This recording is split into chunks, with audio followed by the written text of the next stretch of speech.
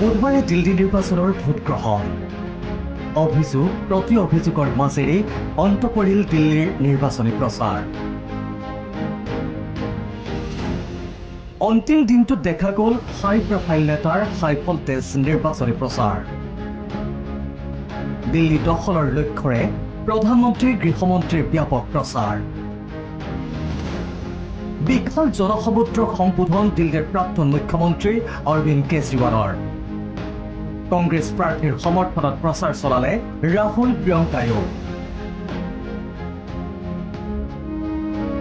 বুধবাৰে ইভিএমত বন্দী হ'ব দিল্লীৰ বিধানসভা নিৰ্বাচনত প্ৰতিদ্বন্দ্বিতা কৰিবলগীয়া 699 জন প্ৰাৰ্থীৰ ভাগ্য।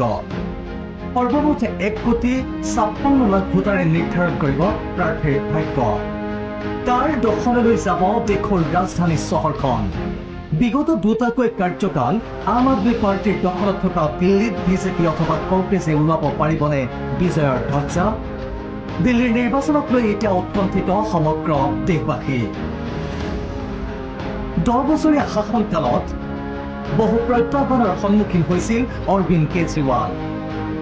ৰঙাঘৰৰ আলহীও হ'বলগীয়া হৈছিল প্ৰাক্তন মুখ্যমন্ত্ৰী কেজৰিৱাল। আম আদমি পাৰ্টিৰ দখলত থকাৰ পূৰ্বে 15টাকৈ বছৰ কংগ্ৰেছৰ দখলত আছিল দিল্লী। কিন্তু এইবাৰ আপৰ দুৰ্গ উৎখাত কৰিবলৈ সক্ষম হ'বনে নহয় বিজেপি অথবা কংগ্ৰেছ? ৰাজপথ দখলৰ কাৰণে আপ কংগ্ৰেছ বিজেপিৰ মাজত হৈছে তীব্ৰ প্ৰতিদ্বন্দ্বিতা। দিল্লীৰ নিৰ্বাচনৰ ই কেণ্ডিডেটসকলৰ ভিতৰত আছে প্ৰাক্তন মুখ্যমন্ত্ৰী অৰবিন্দ কেজৰিৱাল, কংগ্ৰেছৰ প্ৰাক্তন মুখ্যমন্ত্ৰী শীলা দীক্ষিতৰ পুত্ৰমজিৎ দীক্ষিত আৰু বিজেপিৰ প্ৰাৰ্থী পাৰভেজ বাৰ্মা। কালাকাজি সমষ্টিত আপৰ প্ৰাৰ্থী আতিশীৰ প্ৰতিদ্বন্দ্বী হৈছে কংগ্ৰেছৰ অলকা লাম্বা আৰু বিজেপিৰ ৰমেশ বিধুৰী।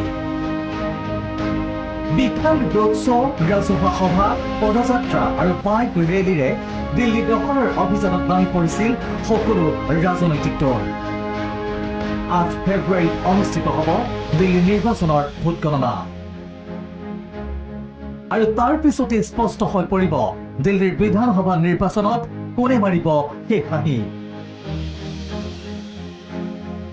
Bureau report.